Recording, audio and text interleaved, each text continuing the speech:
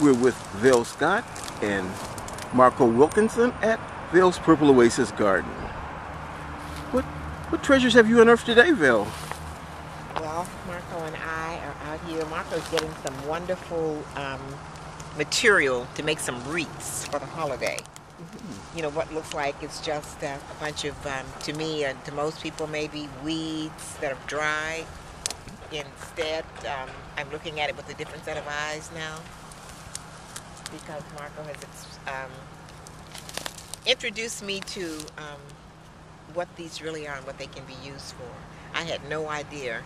I thought praying mantis just came along and started hopping. I didn't. Oh, you stumbled upon a praying mantis. This is where they live. This is almost like the womb. It is yep. And then in the spring, the new praying mantises will hatch and they'll come out of that case. Isn't that wonderful? Isn't that something? I never had any idea. And they're right here. Yep. They're your neighbors. You just didn't know. They're my neighbors. They're right next to Vale's Purple Oasis Garden. Mm-hmm. Isn't that wonderful? You're at the rear of the prototype straw bale greenhouse. But some of the prettiest leaves that I've seen since I've been out here are the ones that Marco's mentioned that has the silver coming through them, like silver streaks. And he's going to make a wreath out of these. They're just so beautiful.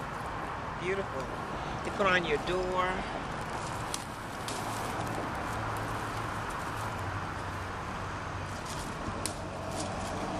So nothing really goes to waste. And he also mentioned that the seeds on some of these plants can, you take them and take them off. And you can, as they dry, you can sprinkle these on barren land. And I'm sure during the spring you're going to be surprised as to what comes up. I think this is just wonderful. What type of plants are these you collected, Marco? It's called mugwort. Okay. This plant is called mugwort, and it's a common weed. It grows everywhere, and you can see in an abandoned parking lot it does just fine. It'll grow anywhere, even where you don't want it, which is usually how people know it. It's in the same family as plant family as daisies and lettuce. Lettuce also? Yep. Okay. And when it dries, you can see it has these kind of silver leaves on the back. The plant. It looks so pretty. It is really pretty. Yeah. So, yeah, I think that, like I was telling you, Val, earlier, so much of the way I think about gardening is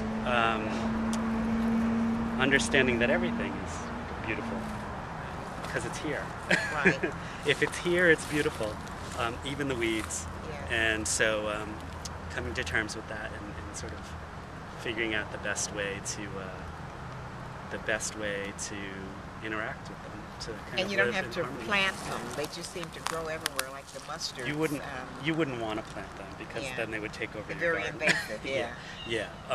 But if they're here, it's sort of like the neighbor that you sort of they kind of annoy you a little bit, but but you're not going to get rid of them, and so you might as well learn to appreciate them. Right. Because maybe they See the beauty in them. Yeah, they have a gift of some sort. Right. That they're sharing with you, even if you don't know it. Right. Finding that gift is Yeah. the thing, and this is really wonderful. Yes, you were telling me yesterday, Marco, that we extrapolate weeds as being something that's just in our natural flora, and you said that people take that for granted quite often.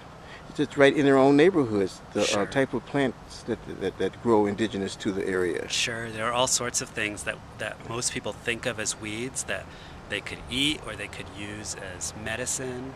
The one thing that's really important to say, though, about eating wild foods is that you want to know what your wild foods are growing in. So, especially in an urban environment, if the soil is toxic because of pollutants, then then those wild edibles may cause you more harm than good.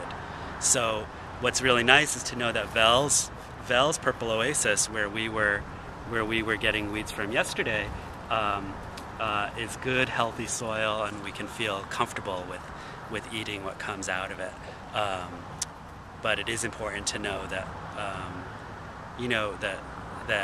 you want whatever you eat, whether it's lettuce or it's dandelion greens, that it's been grown in healthy soil. And then the next step, I think, in that line of thought is that if we want everything to be growing in healthy soil, then let's start making all the soil healthy. Then we don't even have to think about it. Let's take care of our environment, so that we can feel completely comfortable picking weeds, picking crops from wherever. Well, Val had the forethought to have her soil tested. That's right. And I talked to some of the professionals, the mineralogists who came in, and they took soil samples. And so she has a clean bill of health in her garden. That's right. They were saying that if there's a person that's unsure as to the health of their garden or the soil they're in, they should check with the professionals, get some experts to come in and do an evaluation so that they can be comfortable in an urban environment. The easiest way to go about that is to find your local extension office. Every county has an extension office that helps farmers and gardeners with doing things like soil tests and answering questions that you might have. So here in Cuyahoga County, you could go to the Cuyahoga County Extension Office, and they'll tell you how to do a soil test. I happen to live in Lorain County. I've talked to them in the past. Wherever you are, you can talk to your extension office, and that's easy enough to find just by doing a internet search for your county extension office. And they're very helpful. They will even, once you test the soil, like our acre of land, you get it from various sections of the garden, and then you put it in bags, label it as to where you got it from, and then you send it, OSU will even send it off, or you can send your own off to, I think it's Massachusetts. That's right. Where they test the soil. We got ours back, results back in about 3 weeks, which was really quick. So it's always good to know. Yeah. Wonderful. It's great, helpful to our community gardeners out there, or even our neighbors who are moved into new areas or just bought properties that they plan to use as an urban farm or community garden. Or our own personal gardens, yeah. I'm going to go back to cutting my weeds.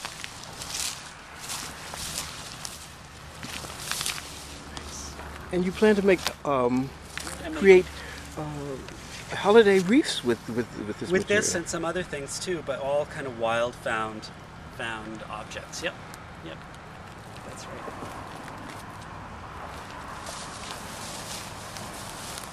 Well, it's a lovely day to be out in the Gardenville. Isn't it beautiful out here? It is just so beautiful.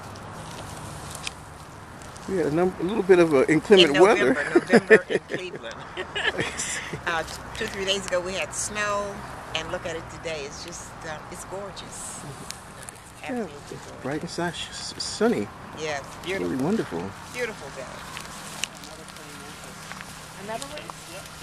Once you look, you start seeing them everywhere. You see it over there? Yeah. Wow. That's good. Right You through have there. a healthy garden. This area is lush with not only plants but insects as well, and those are helpful to propagate other plants. So this is a praying mantis cocoon or That's, egg case. But egg yeah. cakes. Oh, and here's another one. They're everywhere. They are.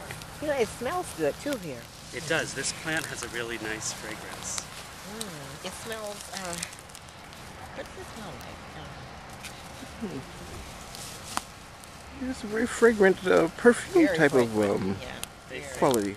They say that if you sleep with it by your bedside, it'll give you vivid dreams.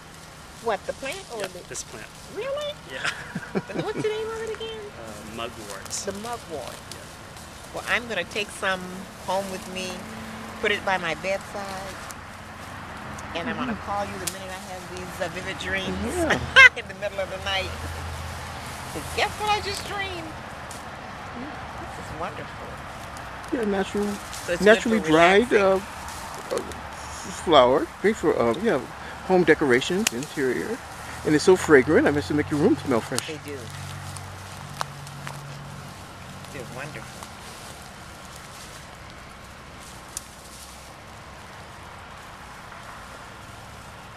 And just think it's a stone's throw from the strawberry greenhouse. Yeah, your prototype strawberry greenhouse, where we can live and work. And I have our natural plants, right? Our food. Yes. Those of you that might not know about the strawberry greenhouse, it's a place where you can live and collect. It's solar powered on the opposite side because it's facing southern exposure. Then you can get your energy to to power your laptops, etc.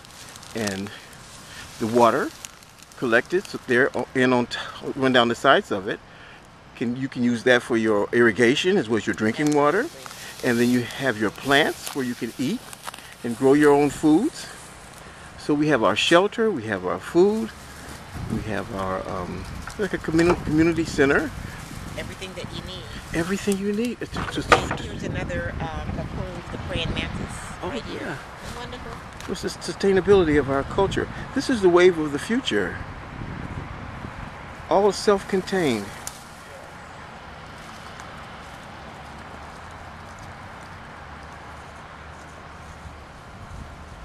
Wow. Yeah. Absolutely amazing.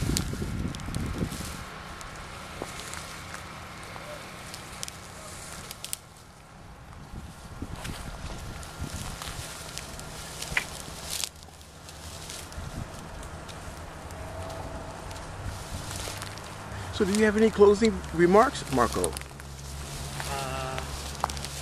I guess I'll just say, I think, again, maybe in a little different way, that just take a look around you, see what's right in your own backyard, or in the vacant parking lot next to you. You might be surprised to see what's been growing there all this time without you ever noticing.